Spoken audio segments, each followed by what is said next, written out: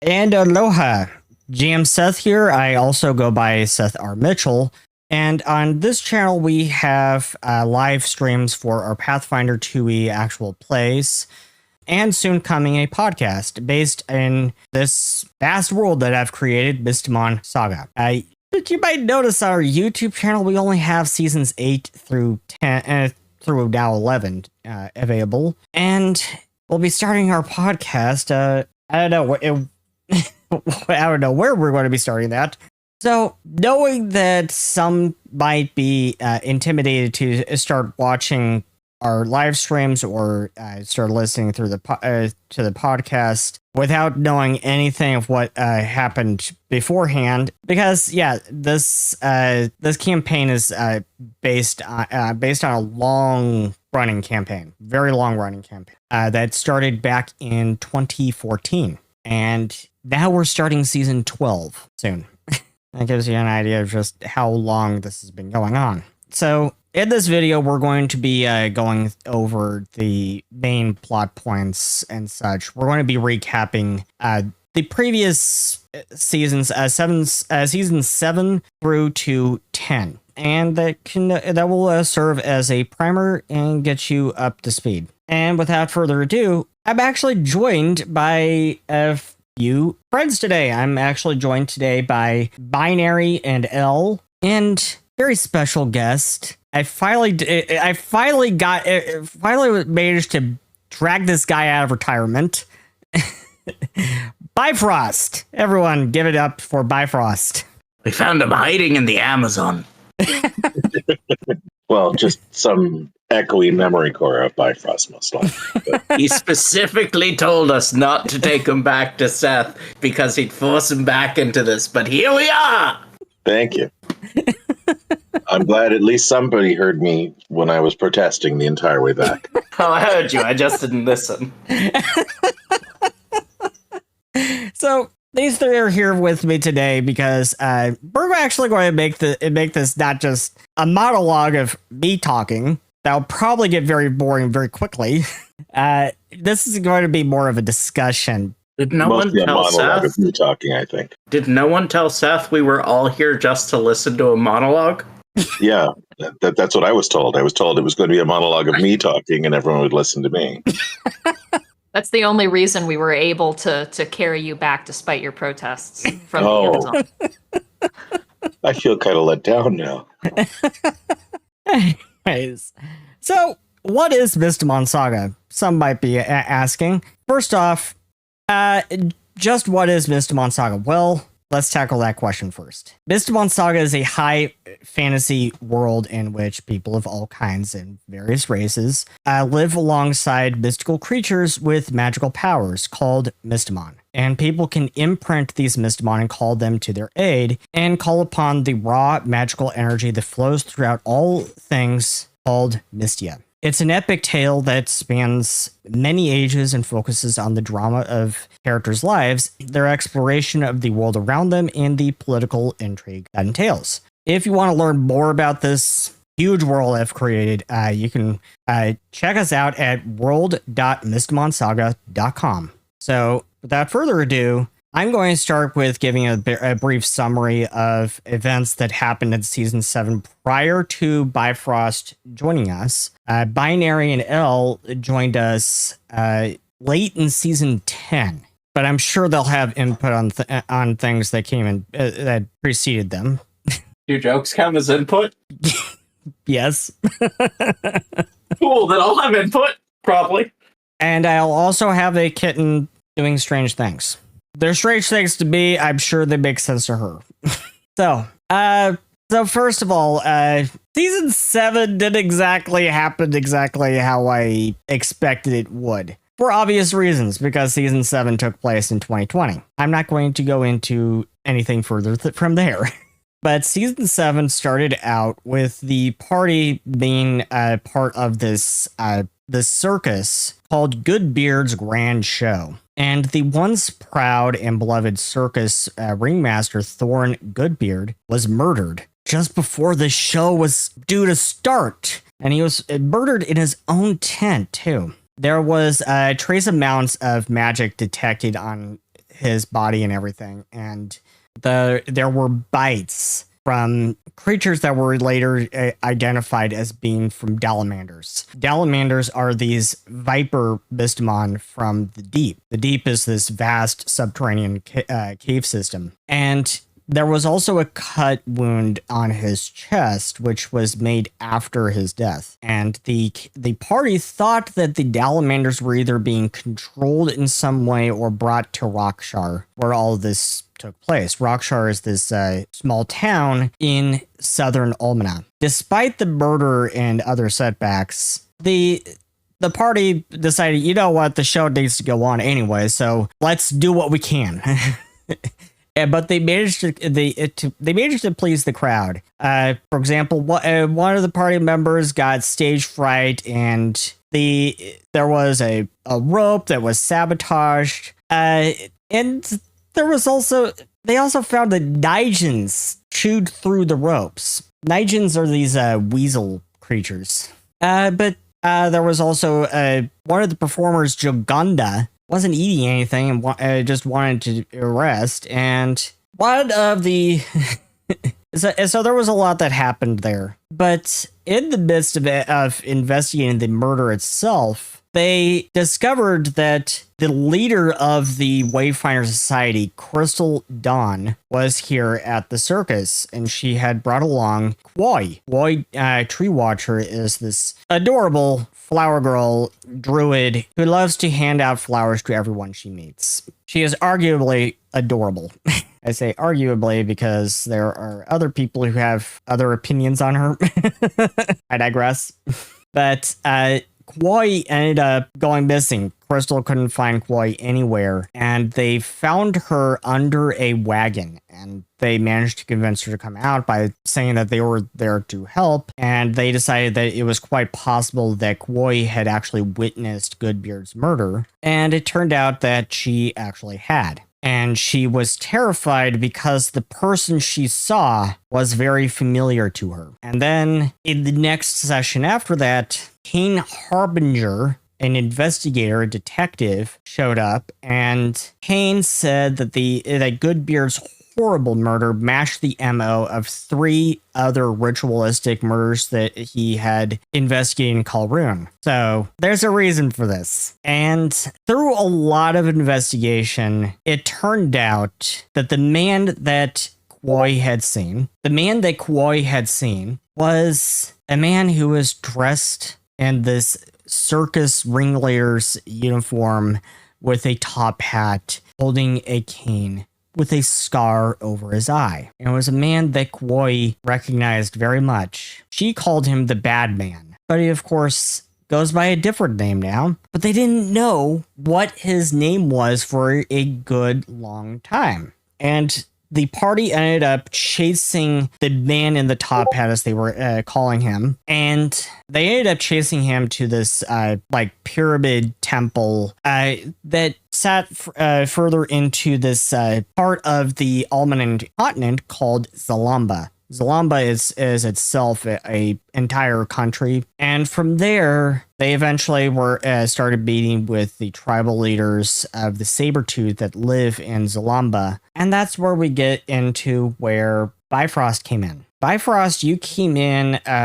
around August of 2020, so kind of late into season 7. And when you had come in, there was this Sabertooth man who was carrying this idol that will become very important very shortly. And this idol, apparently, we're not sure if it actually did cause this, but this idol supposedly, allegedly, caused a bunch of Skulms and Risen, a bunch of undead, to show up. And that's when you came in, Bifrost. You fought through this horde of undead, and for your help, you were granted the lease for this house on this ranch called Fox Hollow Ranch. You were granted basically this whole ranch, but there was a problem. Of course, there's always a catch when you're given something for free, right?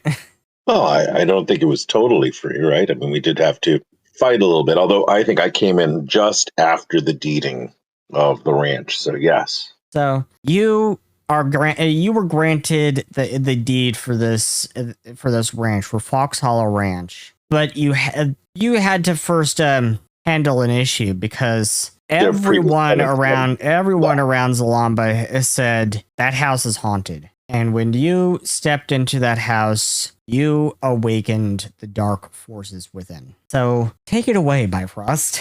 What do you remember from your very first session with us? So I remember being brought to the place, being told that the place was cursed, that there were spirits. So basically, we were being asked to clear out the previous tenants of the house who didn't want to leave, who had been squatting well past death. And we had to sort of come in and clean the place out. And it was kind of fortunate that my character, Bifrost, was brought in as a cleric.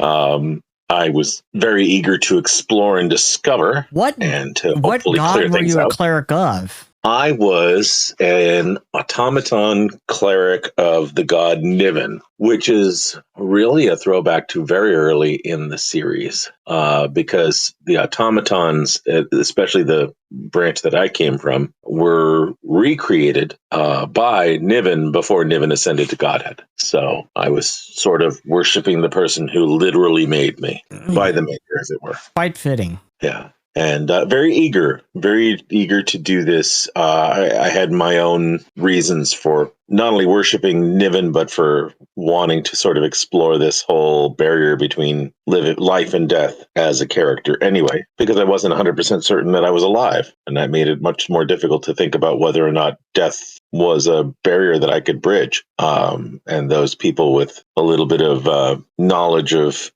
mythology here in the regular world might get the origin of my character's name then.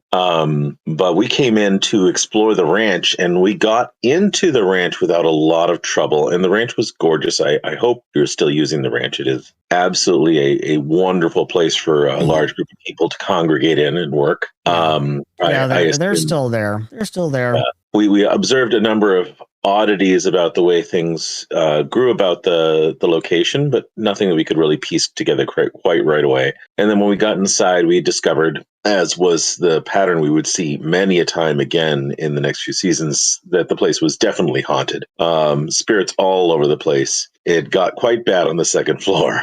And we had to do a lot of work to clear the place out. Rituals. Oh my gosh, so many rituals. Setting up things to respecting the locals' traditions. We set up a lot of wards and other things to keep the spirits at bay. And by the time we eventually did clear the entire ranch house, we eventually had to expand that outside of the ranch house too. Although I'm skipping perhaps the most important point, which is that this appeared to be part of a really important spiritual cycle that was going on. And we were fighting against a tide that would resurge again, even after we cleared the ranch out. So it was something that would rise and become a much more serious issue later on, or at least that's what was implied. Yeah, you ended up putting up wards and... tell me, Elle, has Soma been keeping up those wards? So, you there, Elle? I was muted on my computer. I was saying, yes, Soma and Ada have been working together to renew those wards, I believe. Right. Which is important, and I'm glad that's being maintained. Not that kept all of the spirits out, but it kept the most malevolent ones out. There should... The book throwing ones, the ones that tried to herd us into the main map room and destroy us, those ones were eventually banished. But there should be at least one friendly spirit still in the house, unless something sad or terrible happened. That spirit's still there. But there is also a book throwing spirit still there, but that actually is Crystal's own Mystimon. Excellent. Good to know. Spooklar has a habit of throwing books and doing all sorts of things just out of humor. Well, then it may be that in the future, some of the things that were written and then stashed around the library may be found. So that's a good opportunity at some point. Yeah. So going on from there, you got this case that sent you to Olympus, actually, because this man's little sister disappeared when she went to the Primal Wood, which is this wooded region just south of Evergreen City, the capital of Olympus. As part of a wood elf camping trip, every summer Woodland or Wood Elf Gelvarn would invite younger Gelvarn into the woods for a sort of summer camp where they would learn to commune with the wood and nature as their ancestors did before the age of cities. It's kind of part of this program they have where City Elf and Wood Elf Gelvarn kind of try to work together. Despite having major differences, they try. It came off a very like scoutish of a program. I believe this is also the origin of my journals. Yes. So one of the things that GM Seth introduced us to early on was the fact that we were not at all guaranteed to be able to solve the mysteries we were pursuing. In fact, sometimes the most we could really hope to do was witness. Which is not to say that he was railroading us, but that sometimes it was beyond us to deal with the issue, and sometimes we just needed to be there to see what had happened and figure the piece out that needed to be done. So this was one of those times when we were not very successful. We were going up against what I was pretty sure was a banshee. As it would turn out, yes, you were correct. Yeah, we went into the forest. We were toyed with a bit. There was illusions. And banshees are a 17th level creature in Pathfinder. Which we were not. We were nowhere near close to that. You were only like 3rd level. Yeah, 3rd or 4th, I think, is where we came in. And so we were able to track steps to certain locations. We found a number of wards. I stretched the boundaries of what was possible with automaton flight, and we went into a house at one point, and it was all not really a good situation. And in the end, also dealt with an issue where random characters would see these red eyes high off the ground and then start wandering off in random directions. Yes, although that would come back in a different mission in a different place later on. So that seemed to be a feature of some types of higher level issues like that. Not the same creature in the other one that I'm thinking of. Yeah, it was definitely not the same creature. Yeah, but I guess we failed. It was definitely one of the same species. We did figure out that those that had gone missing had been in this way sort of entranced and then drawn off into places where no one else could see them, and then probably consumed by the Banshee's own machinations. So we weren't able to recover a body, sadly, but we were able to tell them what had happened and what most likely had happened to the child, which doesn't feel wonderful telling people bad news about their loved ones. Yeah, that story kind of came back recently, where the party recently learned that man is now in a mental institution and has been raving about how his sister is not dead, that she is very much alive, but that's a story for a different time. But that was where Bifrost was inspired to not only record all the things we were discovering, but also to keep a separate list of the names of those who we were not able to save or that we were not able to find. Yeah.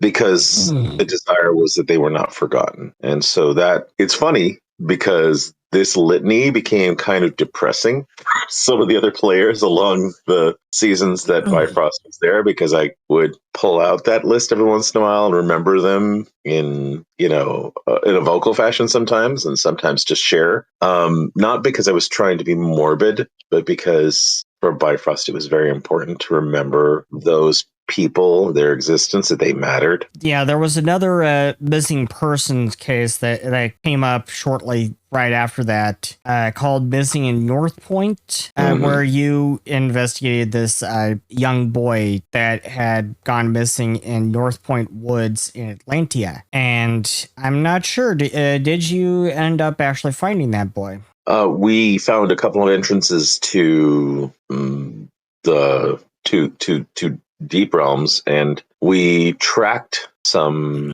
footsteps that suggested that the boy may have been, I hesitate to say exactly abducted, but may have been forcibly adopted.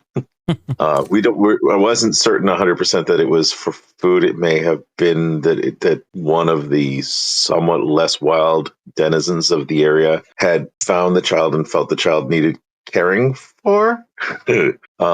And so had taken the child. But no, we weren't able to find a body. And it didn't didn't seem likely. After that, you were called to a large house on a rural farm in Atlantia that was being terrorized by some kind of creature every single night. The Magi Guard believed it to be the work of some Mystimon. The family didn't agree. And this was actually where you found an interesting artifact. Yeah, potentially too, I think. But yes, we found the folding key. And this is also, it was somebody who was trying to scare the people out of the house so that they could try and get to the artifact that was in the house. This was the dagger, correct? Yeah, there was the dagger, and there was that folding key. And folding key. You told me a while ago that you had that Bifrost had buried those things somewhere on the ranch. Yes. May I pause for a moment?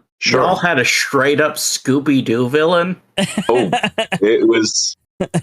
Y'all had a straight up old guy trying to scare everyone out of the house so he could take the priceless artifact. Scooby-Doo villain. Well, except he's summoning wolves. So wolves that were look not in a world of wolves. magic. Scooby-Doo villains have fancier stuff. That doesn't change. He was a Scooby-Doo villain. Oh yeah, no, we fought a lot of Scooby-Doo villains. There were forces trying to sort of impose fear to get all sorts of things. That's a pretty standard move here for the seasons that we had. Yeah. Yes. No. Totally. Very Scooby-Doo. Probably definitely a cult that you would later find out a name to and everything. But as it turned out, these wolfish creatures weren't actually wolves or anything. They were actually Barghests, and they were. You ended up fighting them. Oh, yeah. No, I remember this, again, pushing the boundaries of automaton flight. I remember literally floating above them while some of them tried to leap at me and hitting them with what little I could, mostly divine lances and stuff. Yeah. Which was kind of cheesy. The other technique that I developed during this early season was making a fire somewhere whenever I thought we might be in danger, and then parking myself in the fire so that way I'd have a source of personal healing for myself as things came after us. And the reason why Bifrost keeps saying that he was pushing the boundaries of automaton flight is because he is the reason why so many changes had to be made to the automaton. Yeah, I was testing it. It was a new kind of thing for us, and it was before they had made the book that had redefined automatons for Pathfinder 2. So yeah. There needed to be some fine-tuning here and there, and especially because if I could do it, that meant other forces that were far more dangerous could also do it too. So I was thinking of something. We needed to be careful with it. Indeed. So really, you were just doing everybody a favor. That's it. That's what I'll say. I wasn't trying to cheat. I honestly was thinking in desperation most of the time, but it was apparently boundaries that hadn't been thought about. Yeah. So. And as an early flyer, it's not a war crime the first time, or the second or third or fourth or ninth time once they've made the rules of what you can't do. Yeah. So yes, totally Scooby-Doo villains, though, no question about that. Then that Sabretooth who was carrying the idol, he showed up again. now at the museum. Well, the idol that he was carrying showed up again at the museum in Colroon. The Almanin Museum of Antiquity was going to be showing off these artifacts dedicated to a long-lost old god. And I'll also put out there, not to interrupt you too much, I had also made a decision at this point, too, to start to carry those items that we deemed were really questionable or possibly cursed, because I didn't want to leave them in one place and have them stolen. So I became the repository for a lot of these things, including the object you're about to talk about here. Yeah. Until we had a place that was somewhat safe to store it. And even then, for plot reasons, because I was getting a sense that if you leave something somewhere too long, they'll get reused. I held on to a lot of things. Yeah. Yes, you did. A few too many things. Yes, So, and hid them. So the museum manager called up the investigators when this idol went missing, and you were caught by the fact very early on that this museum manager only seemed to care about the idol. He didn't seem to care about the people who went missing at the same time. And there's a good reason for that. He was not a good guy. Yeah, Neither and was this was also where you discovered some connections to a professor called Dr. Gray, and you went up to his residence in the Nobles District in Colroon and found that he was missing. But you were able to investigate his library and discovered various clues about the idol. Eventually, you learned that the person who had gone missing had actually taken the idol, and you learned that the idol was set to be shown off at 7 p.m. under the light of the moons. So, talk to me about your experience with this case, the Idol of Yoth. So we got split up a bunch of times. Oh, yes. I think the party was split up like 2 or 3 ways. Yes. We had some people looking around the place. We had some people, I was part of the group that went to investigate at the professor's place. We got targeted and shot at on the way back, which was the first time I was attacked. We were in a taxi. That was exciting. And after that, ended up having to also make a foray to the asylum, where we found at least one individual who was clearly mad, who had written a whole bunch of very occultic things all over his cell. This is obviously a place where that's going to happen again and again. Just saying things out loud now for people that need to be reminded. That place has all sorts of crazy occultic stuff going on. But he was maddened by his exposure to the idol. And we also pieced together that the light of the moon and the night in specific was really particularly important. It was a night of important conjunctions and events, and having the idol out there was likely to cause the death of a lot of people if allowed to. We did discover there was an unholy proto-horror in the museum itself. A proto-saga. A void terror. Yeah. It was nasty enough. And it was a proto-Shegorath, or whatever you call that creature. Yep. So already bad, really bad. And the kind of thing that could, I don't know, eat people and make them disappear. Yeah.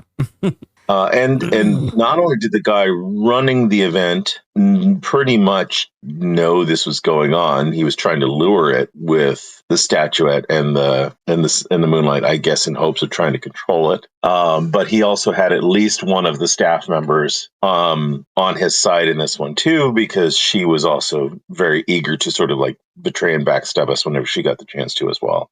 We did track it. We couldn't kill the creature. That was well beyond our power. But we were able to isolate where it was and then get the darn thing away we were able to find the statue and spirit it away. This was the third item that I ended up carrying for quite a while because I just didn't trust anyone to be near it. And I was pretty sure this idol had really bad potential to be abused and power. So yeah, it was a nasty series of episodes. I think this is also where poor GM Seth discovered that I had an unfortunate talent at stretching out episodes far beyond the time period he thought they would. Yes. Now that's a talent that I have. Oh, good. I'm You said it because I was about to. I'm very guilty of that myself. Same. I was going to say Seth needs help doing that. Seth learned that one. Like,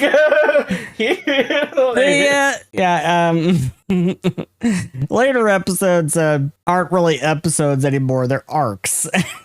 Yeah. Well, I think what happened is the more I asked questions, the more Seth said, "Oh yeah, that sounds good. Let's do this and that too." So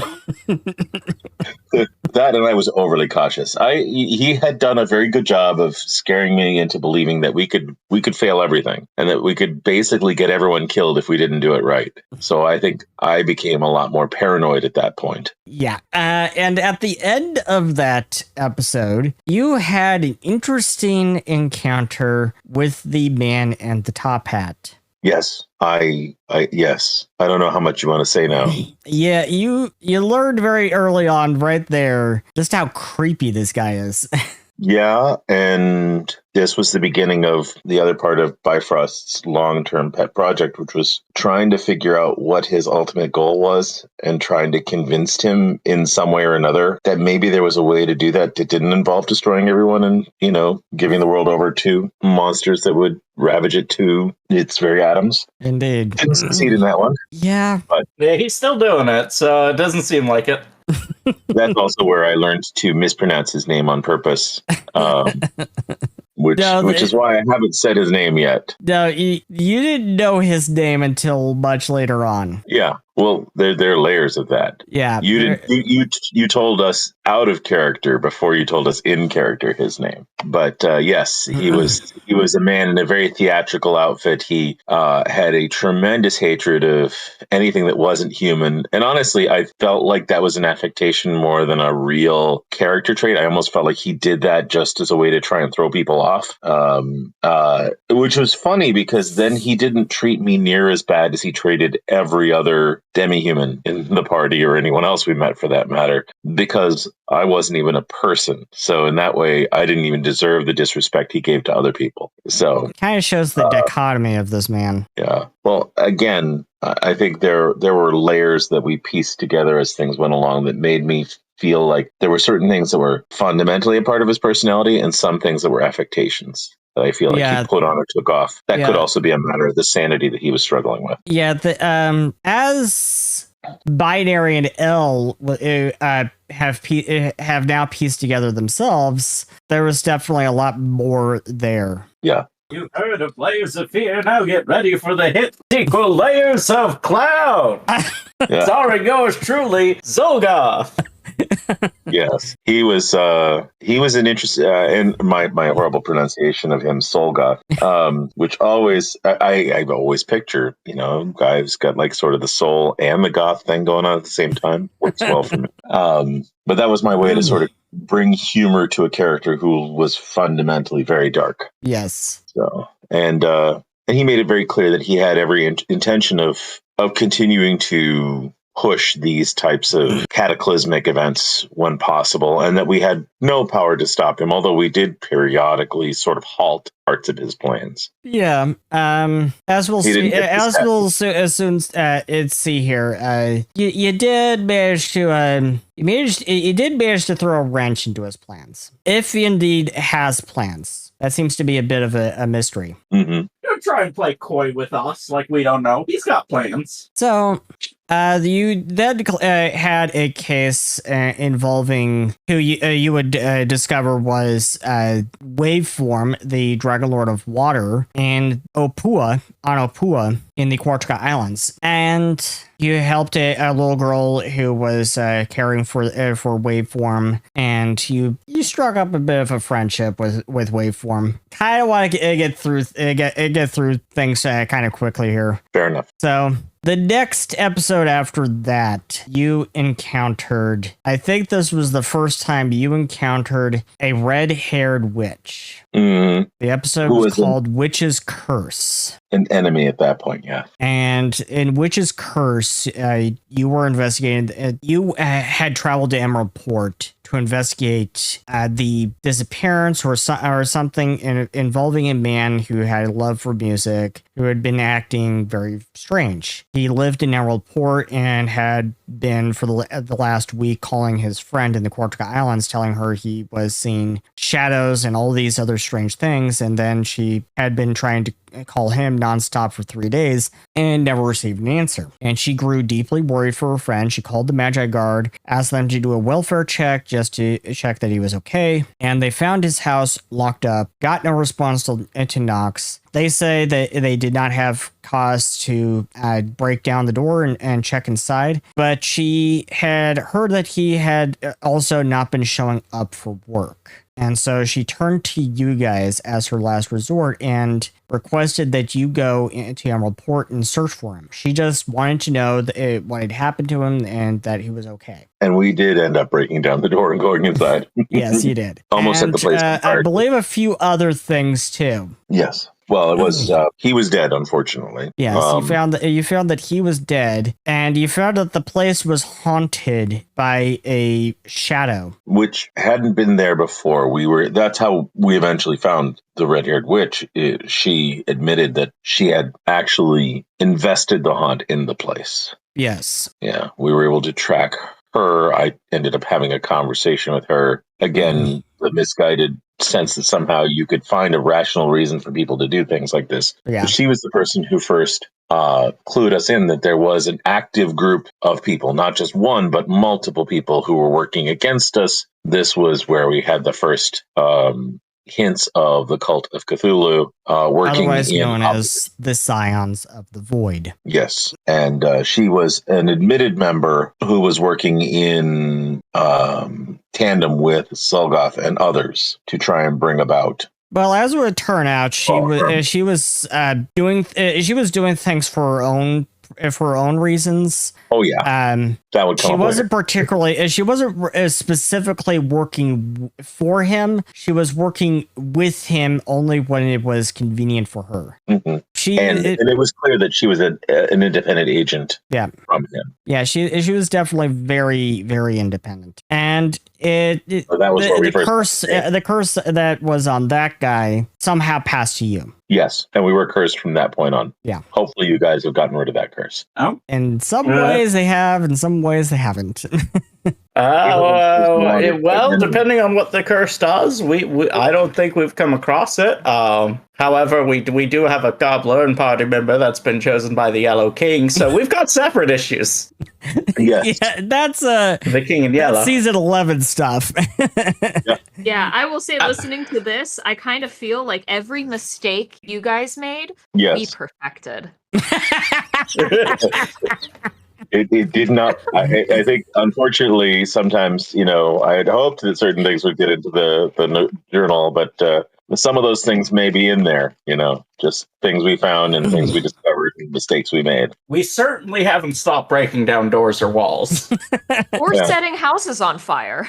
Yes. Okay. The cult just set it on fire. We just didn't stop it. They ended up burning down that guy's house. We didn't burn it down. The cultists burned it down. So there's a very big difference.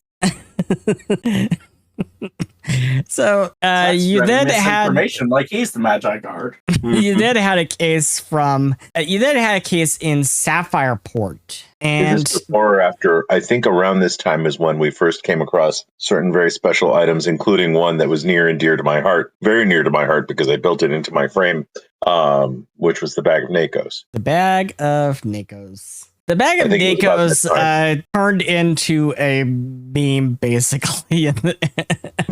It's a meme that's still there, if the party will use it. At this point, I needed something to carry around all the objects I was carrying with me at this point. So Yes. we found the bag of NACOs, and I decided that was the perfect repository, an extra dimensional space to store the evil things. Yeah. And then very And then quickly, you grew this this habit of pulling NACOs out of the bag whenever you felt sad or something. yeah, I would actually introduce like, oh, you've got children here. How do they feel about NACOs? Let me show you. And I had built it into the housing of my chassis, my body. So I would literally just reach into a hole in my stomach, in where the stomach would be, and pull a NACO out. I just keep pulling something out until the NACO came out. And I look, here's a little NACO. Can you hold on to this and take care of her for me? Can you take care of this one for me? Hey, Bastille's an automaton who also has an endless hole in his body. And Unfortunately, there's just ghosts in there. Oh, that's a different issue. No, mine just had NACOs. Honestly, I think NACOs are better than pulling ghosts out. Well, he can't pull the ghosts out. That ain't Oh, so yeah. That's an The ghosts entirely go separate in. issue. Okay. But yeah, Bifrost is the very reason why there are hundreds of NACOs on Foxhole Ranch.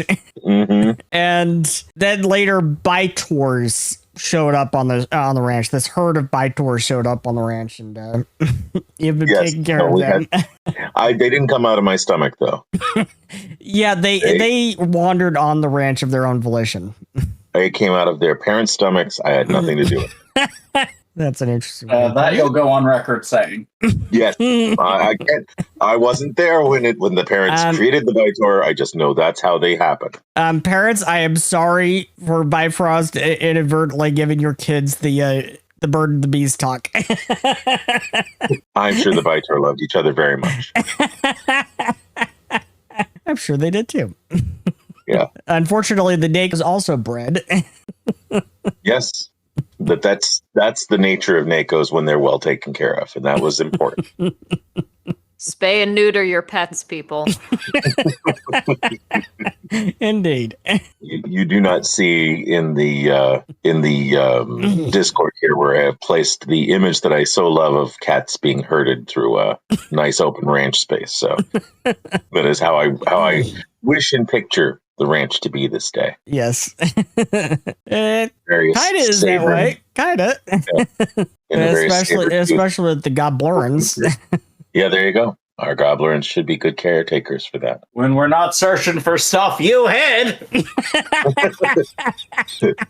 Well, I don't know if I'm supposed to say. I mean, there were clues left in the library that were supposed to direct people to where it was, including what I thought was a relatively straightforward explanation of where one of the things, well, where a lot of the things were. But that's a matter for the GM to obfuscate. So Yeah.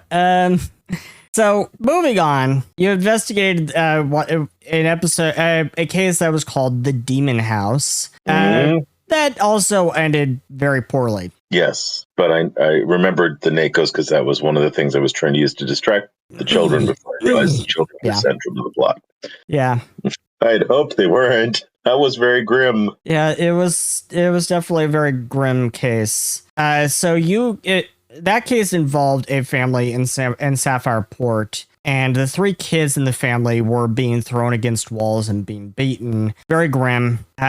People had taken it as abuse, but it was not. It was haunting. The Magi Guard had concluded that the single mother must have been abusing the kids, but that wasn't the case at all. And they were moving to remove the children from the home. But the mother and the grandmother were both claiming that something else was doing it. And you were brought in to take a second look before the kids were to be removed from the home. And what ensued was a case of the bizarre, as it quickly became apparent that there was some kind of demonic being in the house.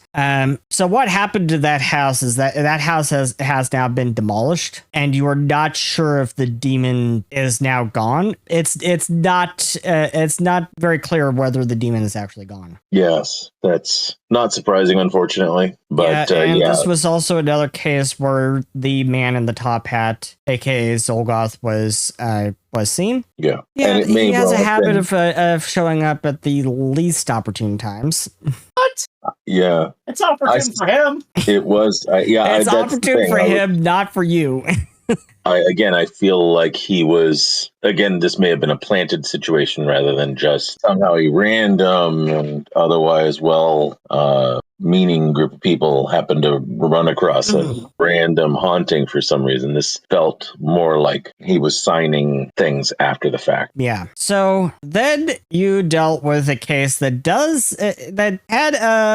it will say it does actually come up again. Okay. It did actually come up again for Binary and L, the Watcher. You were contacted by a family in Colroon in the Precipice District who were at their wits' end. They had purchased this new home and immediately they were moving in. As they were moving in, they received this letter with no return address, no postmark, nothing. And the letter was a little bit creepy, but they wrote it off as an oddity at first. And a couple of weeks went by and they received another letter. This time it seemed more threatening than the first, and it mentioned what is in the walls of their newly purchased home. And then what was weirder was that letter also mentioned their 4 kids by name and even by their nicknames, as well as their birth dates. Information that no one should have. Well, the parents. So then that was when they tried to contact the Magi Guard. The Magi Guard couldn't do much about it, so then they went to you about it. Yes, and this revealed a lot of things to us. This would lead to us piecing together somewhat of the backstory of Zolgoth. Yes. Finding some diaries, learning a little bit of the origin of the cult that he had been brought up in that changed when he got older. We did end up finding evidence of things that would make it look like bad stuff happened there, but it was clearly actually part of the place from before. So them. You discovered in a bunch of documents in the course of this whole investigation, you discovered a box full of documents that revealed that that the man in the top hat, his real name was Zolgoth Alduin. Yep. Zolgoth Alduin was his real name, and he was fostered as a child by a man named Henry Corbett after a horrific tragedy that he endured in a small fishing village called Agrabah on the western shore of Almana. And this very creepy man, Henry Corbett, took the seed of darkness that had already been planted in Zolgoth and cultivated it. Fanned it. And that itself also came up later as Bifrost and L discovered. Bastille and L. Bastille and Soma. Yes. I hope you weren't attached to that house, I'll say. Yeah. Attached as in worried about the house being destroyed. As it would turn out, that family moved out of the house shortly after that Bifrost, and then they started receiving letters again. But that's a whole other story for a future time. So you discovered Zolgoth Alduin's true identity, and you discovered a little bit of his backstory of what turned him into what he is today. Yeah, just a little bit. As Binary and L discovered, there was more to it. Well, usually there is. Yeah.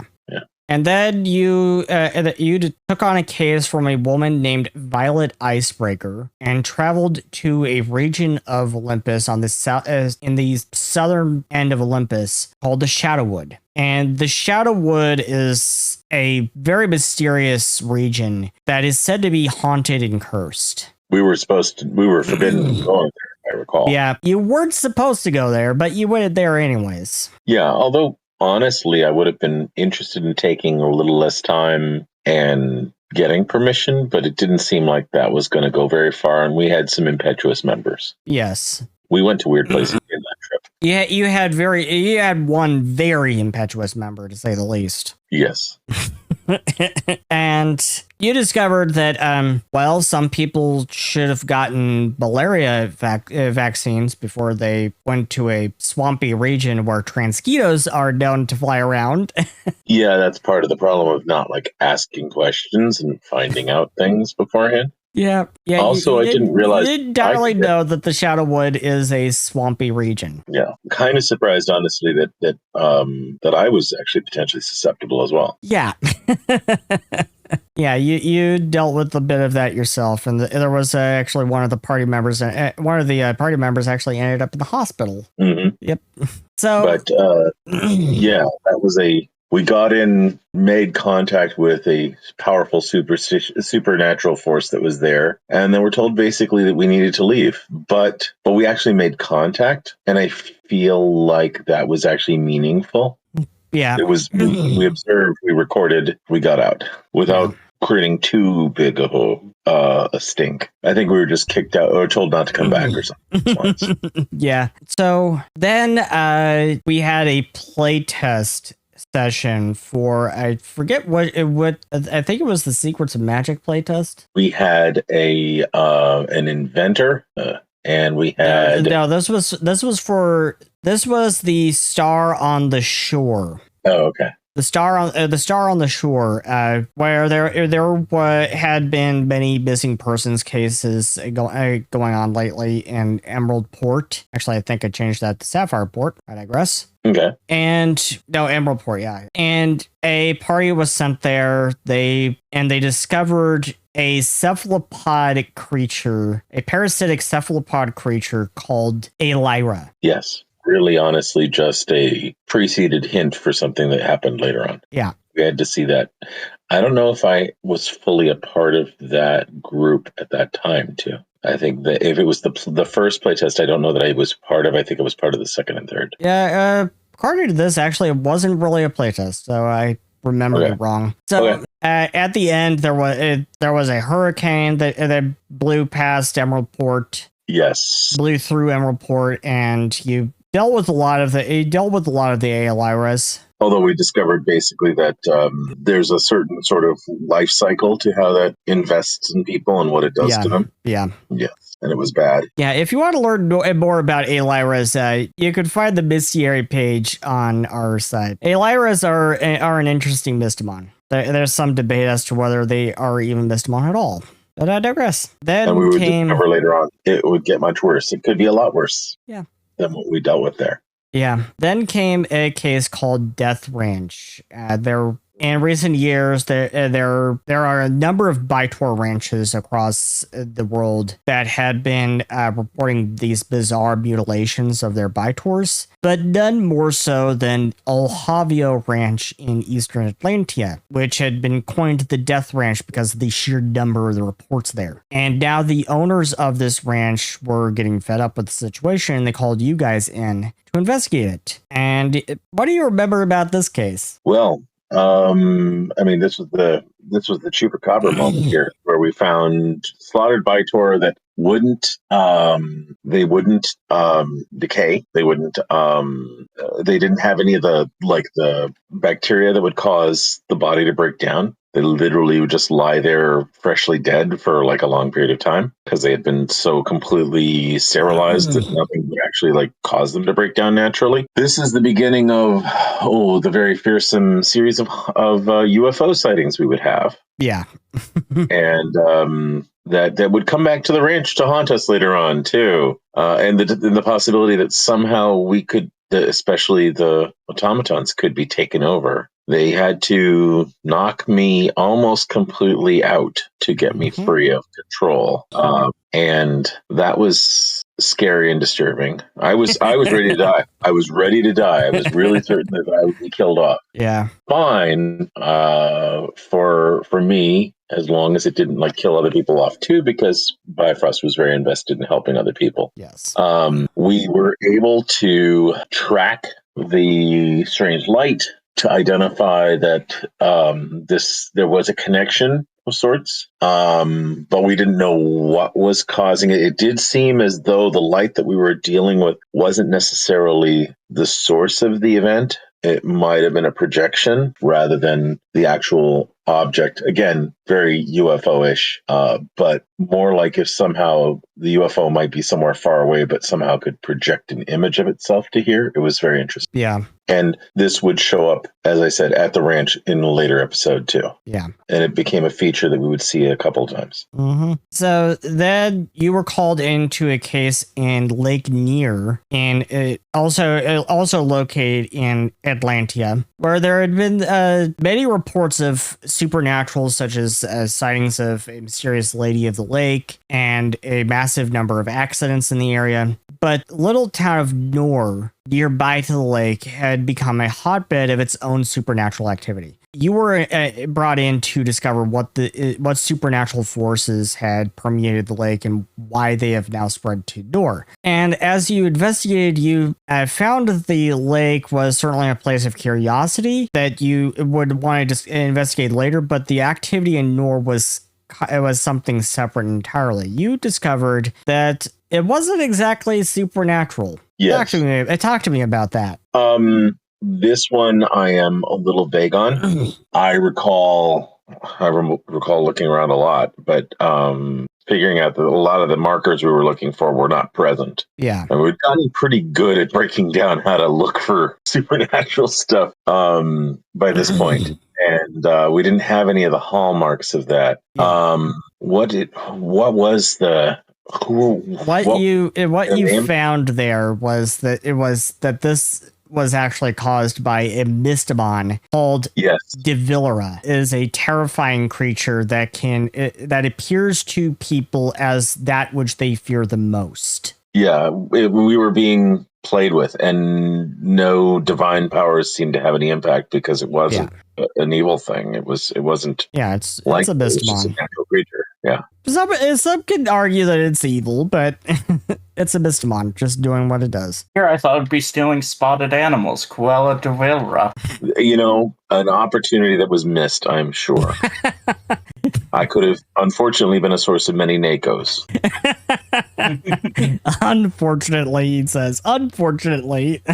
Well, it's always interesting to add to plot. So then, I believe this was a different party at this point. This was a separate case. This was a separate case that saw you taking a vacation to a snow resort in Antarctica. But this snow resort was extremely remote, and when you got there, you met several people that were staying at this resort, and the first night went pretty uneventfully. I would say that this was where one of your party members got especially pooky. Yes. If I recall, there was someone there that was also a little pregnant, yes? Yeah. We were dealing with far northern gods trying to establish... Well, we went in the wrong direction, but basically trying to establish balance. And we thought we were protecting something we really shouldn't have been protecting. Mm-hmm. By the way, the baby. Yeah.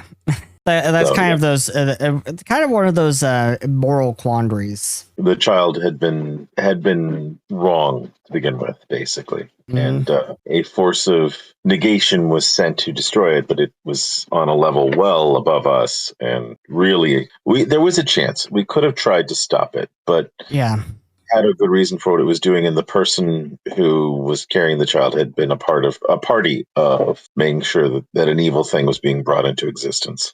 Yeah, you ended up dealing with a void terror called a Wendigo.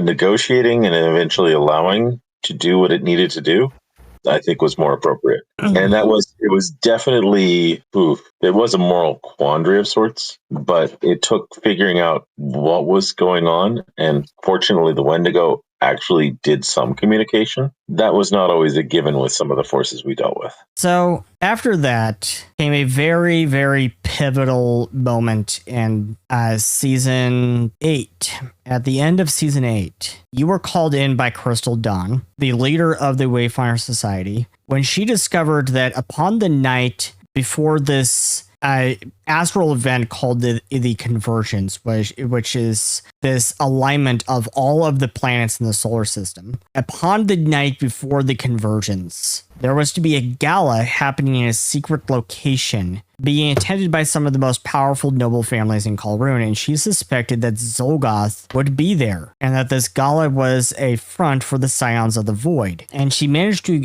obtain invitations for all of you to attend. So, and you also brought along Kwoi and Ira. Yeah, well, we were bringing them along less because we wanted them involved in more as we had to keep them safe. Yeah. And as it would turn out, Zolgoth was indeed there at the gala, appearing as flashy as ever, as he was gathering together these noble families from across Almana. And you learned in the midst of your investigation that these nobles were not merely attendees at this exclusive gala. They were in fact involved, some of them at least were in fact involved with the Scions of the Void. Some of them were there willingly, some of them were as hostages, pretty much. Yeah. Some of them were also, well, and this is where we come back to the hint we had before, the parasitic Elira, right? Yeah, Eliras. Some of them had been invested with them because they have a unfortunately drug-like effect for some people, and that it flushes them with feelings and emotions and power and is addictive, but it was also going to destroy them too. Yes. And this was just to make them very tractable so that he could sacrifice them to something much bigger. Yeah.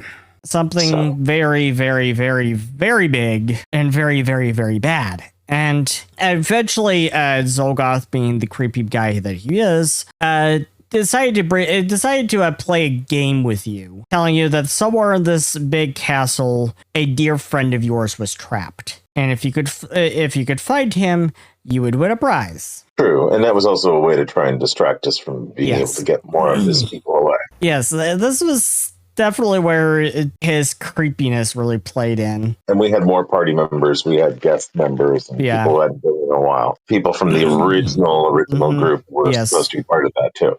Yes, and you decided to play his games for now, in order to rescue two women, one of whom was actually Crystal's mother, who, as it would turn out, is actually Zolgoth's own sister. Crystal's mother is Zolgoth's sister, meaning Crystal is his niece. We were basically in the fantasy world equivalent of Alabama, I think. Yeah, as a You were in a Nueva Televisa. Yeah, as a character had remarked recently, Crystal, you have one effed up family. It's not her fault. No, it's not. It's absolutely not her fault. So this was also where Kwoi and Ira's relationship first blossomed, where their romance first blossomed, as he started chasing them throughout the castle. And in order to calm her down, Ira kissed Kwoi, and so later on, you finally track down Zolgoth to this kind of ritual site outside of the castle on this cliffside, and this was where Crystal's mother had some words with him, tried to get him to see the folly of his ways. Didn't quite work because Zolgoth is insane. For lack of a better word, he's insane. Well, he had a plan to feed them to his one of his many lords, a gigantic kaiju type creature. Yes, and he ended up summoning this gigantic, massive kaiju creature, class Mystimon. It was this massive beast with 7 long tentacle-like necks and alien-looking heads, 6 bat-like wings, and several tentacle-like tails. Its skin was jet black and smooth, and its eyes many. It was so big that it dwarfed even the Dragon Lords. It was a creature called Hydra. And before you had gone to this gala, you woke up to a knock on the door, and when you opened the door, you just simply found this box on the porch. And this was where you were given this pyramid, this very small pyramid, 3-sided pyramid, that you discovered was a puzzle pyramid. Yep, a puzzle box that we were trying to solve as we went along. We figured out that we needed to solve this before we got to that point. Yeah. We fortunately did have solutions, so in the end, we were able to trap that in the pyramid. Yes. Although that was really a temporary solution. Yes. And I don't know. As this party, as Binary and Soma have discovered, it was definitely a very temporary solution that has now turned bad. And this is one of the things that that eventually was placed in the Dark Archive. So this puzzle pyramid is exactly what they're looking for right now, what they were trying to look for on the ranch, because it's buried somewhere on the ranch. Yep. We know an aspect of Hydora. And all you actually fought an aspect, kind of. Yeah, it's bad, and it is hidden in the same place. Like I didn't want to make it too complicated. I kept everything in one place. Yeah, everything is in one place. So that was the season 8 finale, and after that, months go by, and Kwoi and Ira's relationship was blossoming, and so you would actually, I think it was kind of during this time that you had actually, that was a little later. It was a little later, a little after this.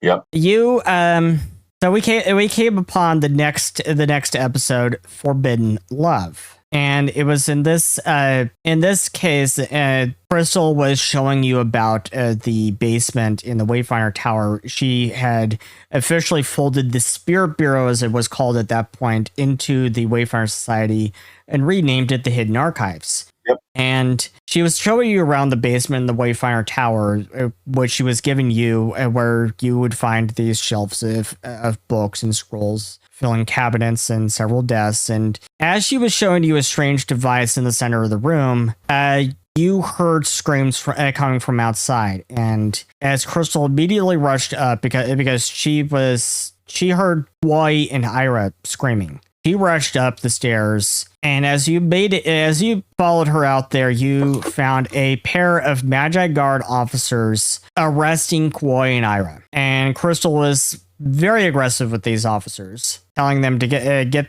their hands off of them, and they gave her a scroll which was basically a warrant for their arrest. And this was all because of a really stupid, really ancient Almanan taboo that forbidded same-sex relationships. This, I think, was where I had two characters now functioning. Yes, you now had two characters at this point. You introduced a new character named Tarek. And Tarek was a paladin of, different origin. And he decided to accompany them as advocate, as a lawyer, because actually he was a lawyer for his profession. So he decided to come and be a representative for them in this court case that was supposed to go down, figuring better to come and at least try and make sure that there's some kind of law behind this than not. Yeah. And at this point, Crystal actually decided she was going to enact an ancient Colrunian rite. She decided that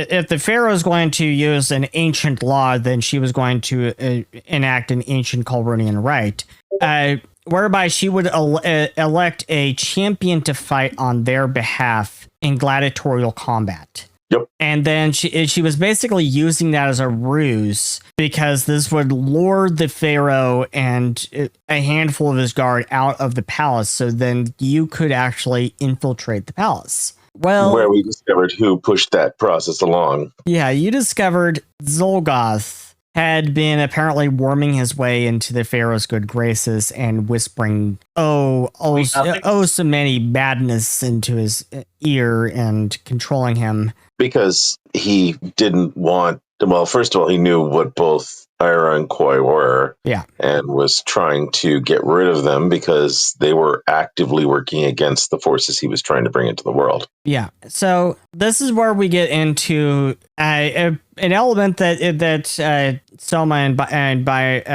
that Soma and Bastille are dealing with now, that Elle and Binary are dealing with right now, where you discovered early on that Crystal and Kwoi were these what was called guardians. Crystal is the guardian of flame, and Kwoi is the guardian of Earth. And the guardians always precede the chosen one, and their job is to maintain the balance of all things, the balance of light and darkness and everything. And then during Convergence, it was discovered that Ira is the guardian of Frost, and her powers kind of awoke because of protecting Kwoi and everything, and all of that. So I actually wanted to ask you, did you notice a change in Zolgoth's demeanor during this time, transitioning from Convergence into Forbidden Love? Did you notice a change in his demeanor?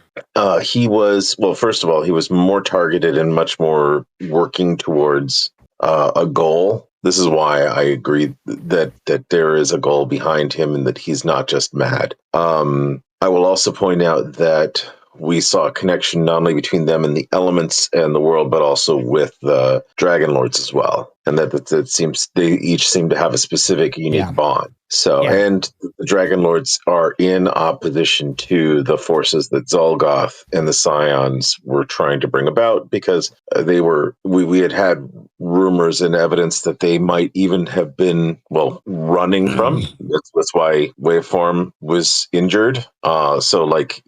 There's definite opposition going on. Yeah, Zolgoth was more interested in bandying words. He found Tarek to be an interesting opponent, didn't like him as much as he enjoyed dealing with and talking to Bifrost, because Bifrost didn't seem as confrontational as Tarek was. But yes, it was much more. He also was starting to exhibit some of the powers we would learn were more common to being a summoner.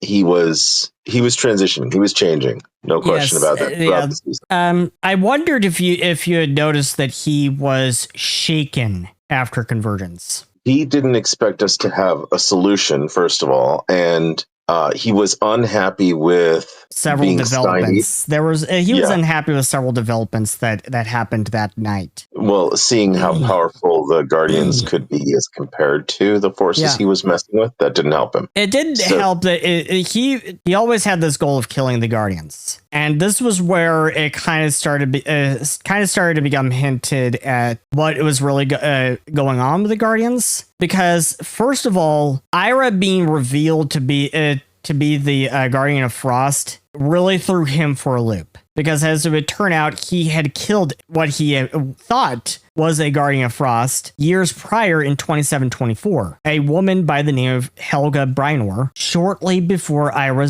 was born. So when Ira was revealed as the Guardian of Frost, Zolgoth was certainly shaken, because he started to have to rethink whether he had it right the first time, whether he killed the right person at all, and murder doesn't stick. And another development that shook him was the blossoming of Ira and Kwoi's relationship. That was definitely a thing that would show itself again and again in the future, isn't it? He was definitely really focused on their relationship. Yes, he was. He would actively work against them. He was trying to build wedges, and he was also trying to see if there was some way to sort of keep the Guardians from working in concert. Because that's fearsomely dangerous to his plans. Because as it would turn out, in Forbidden Love and the case that came after it, Zolgoth's Trap, where Forbidden Love and Zolgoth's Trap were really two sides of the same story,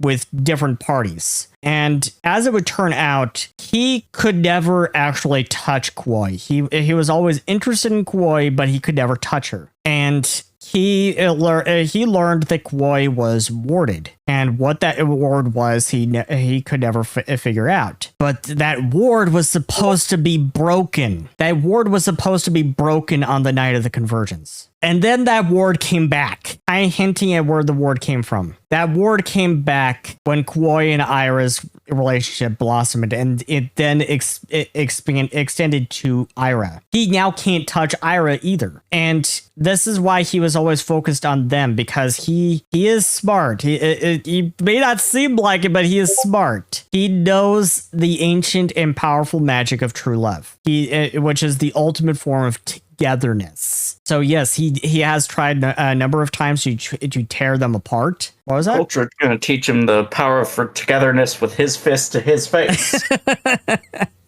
Yeah, because his ultimate fear was that Koi and Ira would bring forth the ultimate power of the Guardians. The ultimate power of the Guardians is working together. And during Convergence, Zolgoth also made light of the fact that every time a Guardian was revealed, every Guardian to be revealed was a woman. Do you remember that?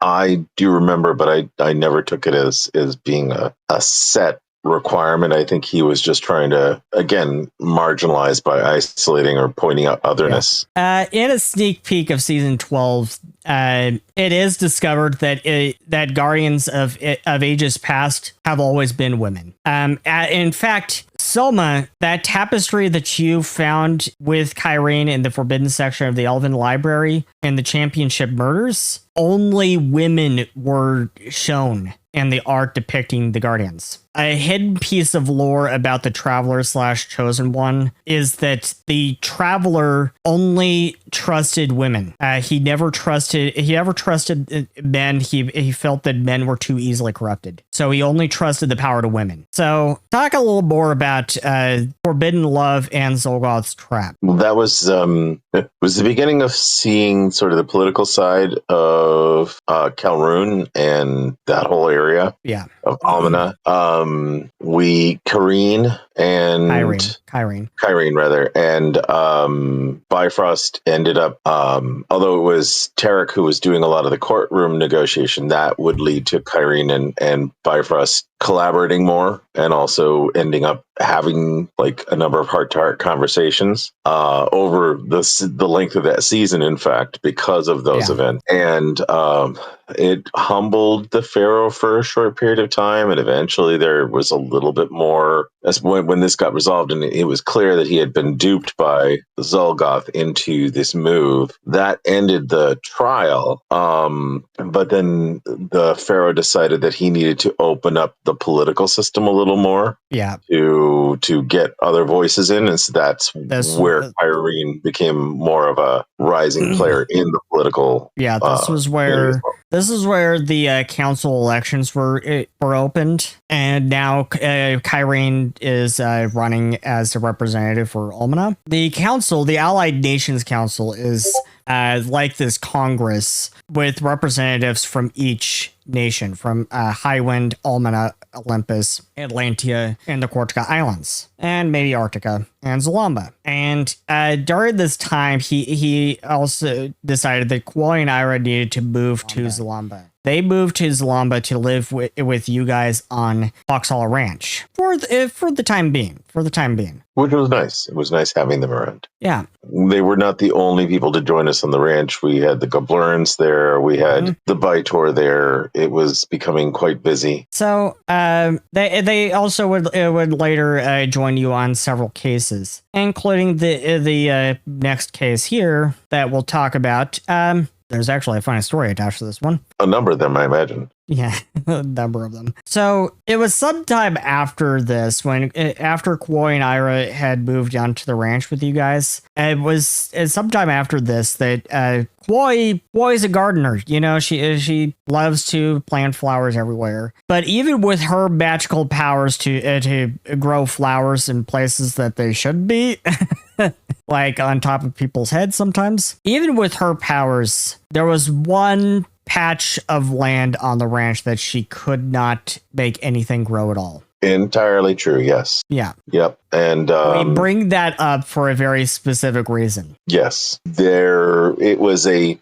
was the first time we saw that things on the ranch were also being affected by the strange events, some of the supernatural stuff, we had not long after that also our own sort of chupacabra, dead by torch situation as well. And there's a section of land where nothing grows. And it was a very particular plot of land. Yeah, it's this very particular plot of land, this very particular plot of soil right in front of the ranch house, where even Koi, with her powers, cannot make anything grow there at all. And you got the idea to bury all of that stuff right there in that plot of land. Yeah, that was before we finished the season. So it became my plan to place things in that location. Yeah. And that's what I had set the clues in the library for, was to make sure that everything that I knew I didn't want, to get stolen and taken to places I could put there. And most people wouldn't know, but I placed a note that said, look where nothing grows. So that is where those artifacts are buried, but for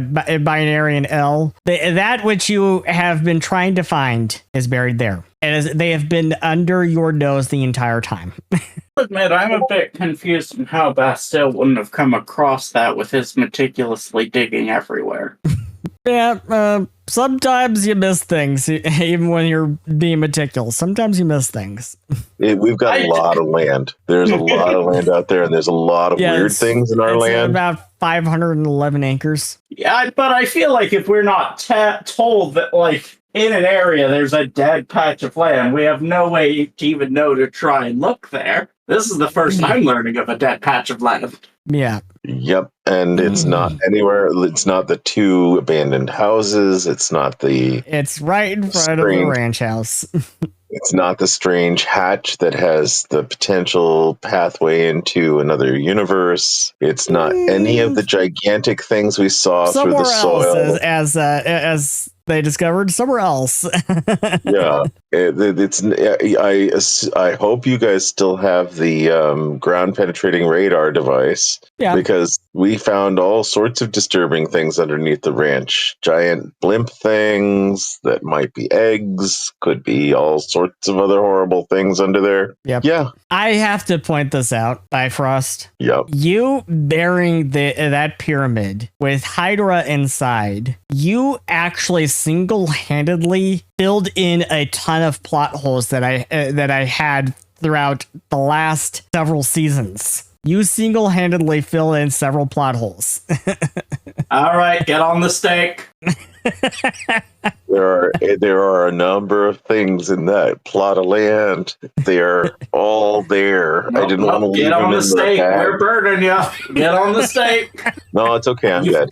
You've aided the DM. Yep. How many times you have to say, how many times did I just say something and then you ended up taking it into effect or creating something because of a random, idle, stupid comment or suggestion I made? Yeah, the 0th Amendment, which is a house rule we have here, it was definitely something you abuse a lot. And it's also something Elle abuses a lot too, isn't it? Yeah, and it wasn't even to make something advantageous for me. I just went, I wonder if this is going on. And then, yep, write it down. Some point, something like that's going to happen. Yeah, for Elle, I think it's a lot of collaborative world building. Yeah, is the term that we've come up for it.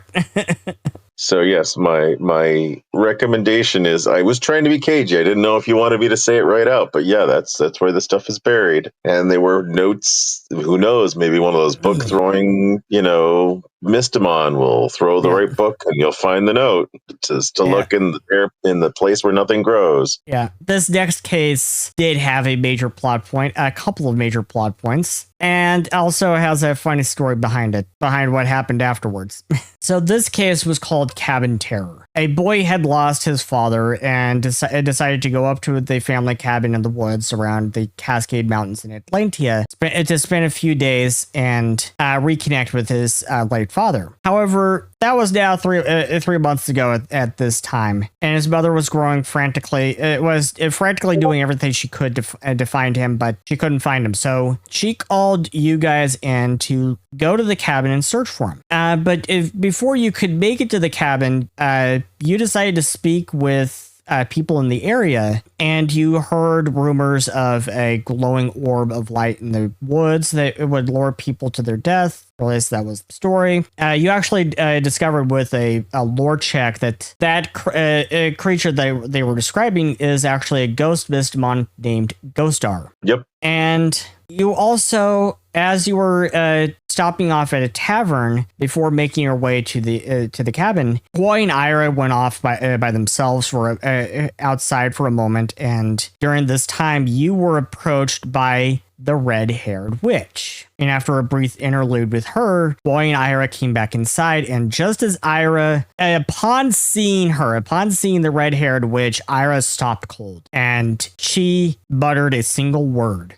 mother. As it would turn out, the witch turned around and was really taken aback at first, and then recovered quickly and was trying to push past her and trying to get away. And Ira stopped her and it just said, "Mother, I thought you were dead." And then the woman tried to brush her off again and said, "I really have no idea of what you speak." And at this point, Koi was trying to pull Ira away because she was sensing something very bad about this witch. Toxic situation, certainly. And this was where this witch said some things that Ira still has not forgiven her for. She made comments about Ira's relationship with Koi, and they were nasty comments, really nasty comments. And ironically, they were highly effective in driving a wedge in there that was a good chunk of that season. Yeah. So then Ira sat down with you all after the witch had left, and she said that the name of the witch was Luna Astoria, and she was her mother. And so she gave you a bit of information about Luna. As far as she knew, that she worshipped some spirits, but she didn't know anything past that. Koi thought they were dark spirits that she was worshiping, but she didn't know if that was true. But Ira said that Luna had always had a reverence for nature, much like Koi. So later on, as you got to the cabin, you discovered the ghost star. When you first encountered the ghost star, it formed steam on the window of the cabin, and in the steam it wrote hello. And soon after that, you encountered a peculiar sight of a talking Penza, a rabbit Mystimon in a red jacket that was hopping around the cabin and seemingly trying to find a way out of the cabin. Was he running late? Yes. Did he have a watch? Yes. I wonder what this could be referencing. As you would find out, that is apparently a fairy tale character that this ghost star has a particular fondness for. But I thought this was fully original. I thought the ghost star had made a brand new thing.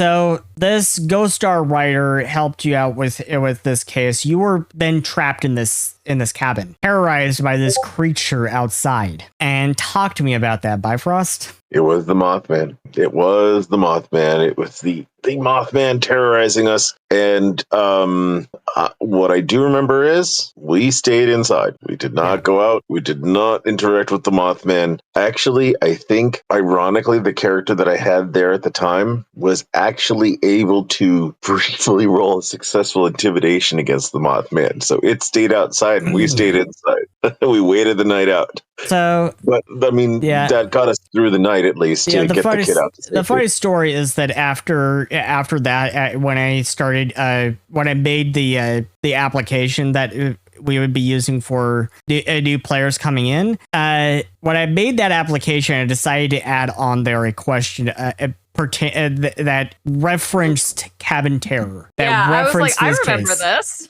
Yeah. That reference to this case, and because I discovered that many different people had many different ideas of how to deal with that kind of situation. Binary, what was your response to how you would deal with that situation?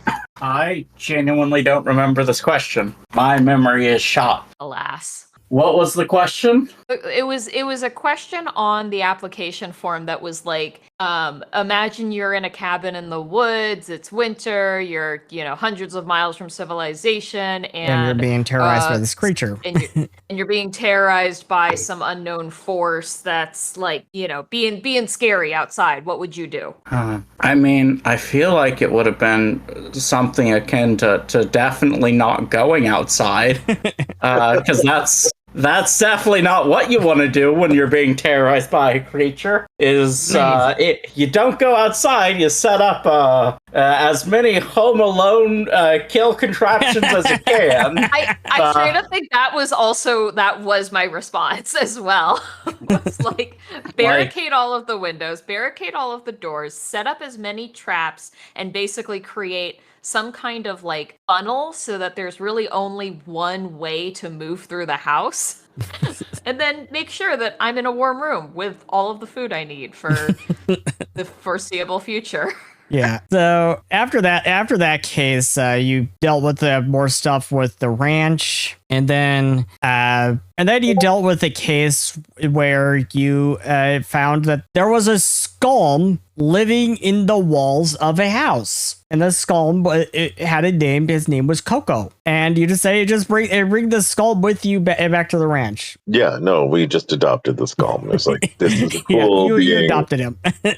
Yeah, no, I mean, this not hurting anyone, seems nice, wants to live their own life, be their own person. Like, yep, you're not going to be accepted in most of society. Come home with us. Yeah. So I hope they're doing fine. Yeah, they're being terrorized on a daily basis by Spooklar, but that's another matter. Skull was they were not necessarily they were pretty harmless. They seemed like nice folks. So Coco is an interesting skull. Actually, Soma, but still, I often see Coco walking around in Koi's dresses. Well, that makes sense. It was a really good thing, actually, that it was Bifrost that met the skull, because I don't know that Tarek would have been as welcoming. Yeah. But Bifrost was like, yeah, sure, you're a being. You think you exist still. You have some type of spiritual resonance. Yeah. Come with us. Yep, which is a return. That is something that he does often, or did often. Yes, very much. And then you went and dealt with a case on an island off the coast of Highland, where, as I recall, was where our mischievous party member really showed her true light. Yeah. No, that was that with the fire? That was the perfect storm. Yeah, that was intense. I wasn't able to be there through the entire episode, but yes, our most mischievous member actually found, sort of bit into it, enjoyed the concept history that was going on, and that she did. That was actually the first moment where we saw her really like say, "Hey, I've got my own way of perceiving this. I can get into this much more." It was a good experiment. There was gigantic boulder. There was all sorts of things going on. But I think I was only there for two of the parts of that episode. Yeah, and then there was Missing in Pinewood. You were trying to look for a young girl named Lillian, and you did actually happen to find her. That was one that you did actually find and rescue. I was convinced I was going to be writing another name into that book. Yeah, you were. And then there was Missing in the Crazies, looking for a man who had gone missing in the Crazy Mountains in Atlantia. You did not find that guy alive. You found his remains though. Yes, which was actually sort of okay. Like there wasn't going to be a chance for us to find him necessarily, but finding that gave people closure. Yeah. So then we got to Witch's Revenge, and this was another plot pivotal point where you met up again with Luna Astoria and tried really hard to get that situation fixed. That actually ended up driving a little bit of a wedge between Bifrost and sorry about that. I'm putting wedges in for you, man. I can't believe I was there. I don't remember any of this. Don't tell him. Anyway, no, that drove a wedge for a while between Ira and Bifrost, because she was absolutely angry that Bifrost would be willing to talk to Luna. Yeah, to be fair, Bass still could have been there and he wouldn't know. Yeah, that's notable. Yeah. Ira was really upset that you were even collaborating with Luna at all, but you needed Luna's help to deal with this case. But because you were dealing with what you were dealing with here was a girl was apparently saved when a necro spirit appeared to leave her. She was saved from this possession, and then it apparently moved to the girl's uncle. Yeah. And so you discovered that this demonic possession, this necrospirit possession, was happening because of these witch totems that were being left scattered throughout the town. And who would know more about these witch totems but a witch? Enter Luna Astoria. And quite possibly the witch who was doing the totem work, although not the only witch. Yeah. As it would turn out, she did one or two of them, and she didn't do the others. Indeed. She did one of them that was supposed to be deep in the woods, but it was moved, apparently. Because other people that she was in cahoots with no longer trusted. And this was where Koi discovered that Koi discovered what was really going on with Luna was that Luna is actually dying, because the spirit that she had called out to that had saved her when she was supposed to have died in the Quarter Islands, she was fighting it. And because she was fighting it, that spirit was turning dark. And that's what Koi had sensed. And so Koi finally managed to bridge some of the gap between Ira and her mother. And by the end, Luna and Ira had patched up some things, but not everything. Ira's still very standoffish with her to this day. She even admitted to some degree part of the reason that she'd been so rejecting of Ira and Koi being together was because of some jealousy, some desire to be sort of. It was more because Luna was trying to distance herself from Ira in order to protect her. Yeah, because there was worry that this was all going to cause problems, especially because she was fighting the spirit. Yeah. And that was a complicated relationship, but it was the first time we were able to prise her away from the science, and there was hope that maybe there were other ways to do something similar with other members if we were able to isolate them. Yeah, which was part of Bifrost's long-term goal to try and figure out what was driving these characters, and try to show them that they could get those goals without having to harm everyone else in the process. So you did manage to with Koi's help, you did manage to bridge some of the gap between Ira and her mother. Some of that gap is still there because Ira keeps her at arm's length because she still feels hurt by what Luna had said in the first place. To be honest, she's not necessarily deserving of full forgiveness. So, yeah, of course. So then you dealt with a series of fires in Conaset that killed 3 Magi Guard officers. Yep. And a family of one of those officers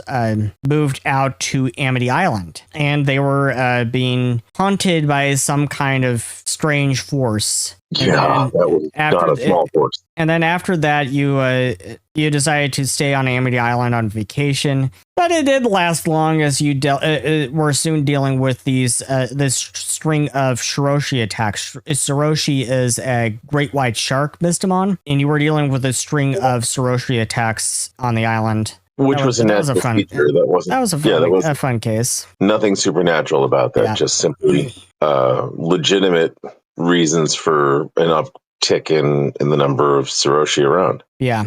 It was not a smart move to try and wade into the shark-infested water as well, in full armor, though, just putting that out there. Yeah, and then we came up to your last case with us, A Mother's Love. Bifrost had been very much in love with someone else for quite a while, and well, no, they finally had Nakos. No, that's not it at all. So in this case, you had learned that there was supposed to be a robbery at the museum, and you were there scoping out the museum, and you had brought Koi and Ira along, and you got a hint that Koi and Ira were arguing, and you heard Koi at one point say, "Where's this even going?" And then everyone heard scream because Ira just walked off and everything. And then after that, everyone heard Koi scream and went and found her unconscious. And you had a bit of a run-in with Zolgoth again. And this was when Ira was forced to turn to Luna for help, a decision that she was struggling with a lot because she felt that because Koi was unconscious and nothing she could do it could wake her up. Nothing you guys did could wake her up, and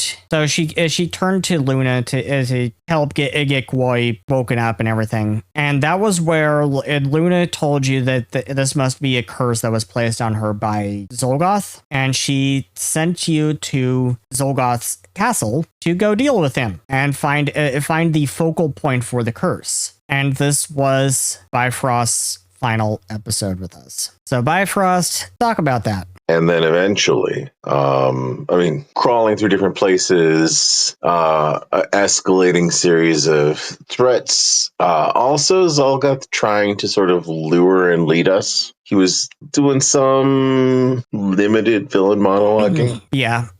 So, and ultimately, it was the last investigation for Bifrost. Because Zolgoth murdered him in very brutal fashion. In fact, actually, Zolgoth actually made light of this situation later on because he said that this was the first time any of his victims, that he had gotten to kill you again and again and again. Yeah, no, it was not just once. It was persistent. Yeah, because your party members didn't know exactly what was going on, and they kept trying to bring you back to life because they didn't know or understand what was really going on. Yeah, I mean the plot things, of course, were that I had been too much trouble, and I was trying very hard to get into Zolgoth's mind and sort of try and pry Zolgoth out of this pattern. So to some degree, there was some personal enmity that I was trying to put order and rationality into a person who wanted to be seen as just purely chaotic and utterly without purpose, just simply following the whims of whatever, some, malevolent, overarching path. Yeah. But it was also an unfortunate needed exit for me, as other responsibilities were pulling me in a direction where I couldn't maintain what I knew would need to be good dedication to continue the series. Yeah. So then after that, let's have some good drama to finish. Yeah.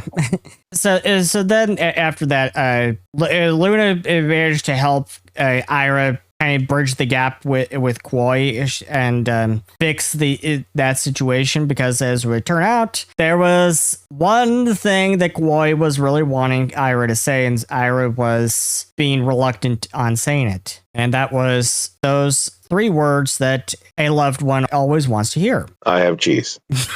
No, I love you. Koi wanted Ira to say she loved her, and she was being reluctant about it. And as it would turn out, this curse was very Zolgoth, because Zolgoth has a thing for fairy tales. I'm sure you've noticed.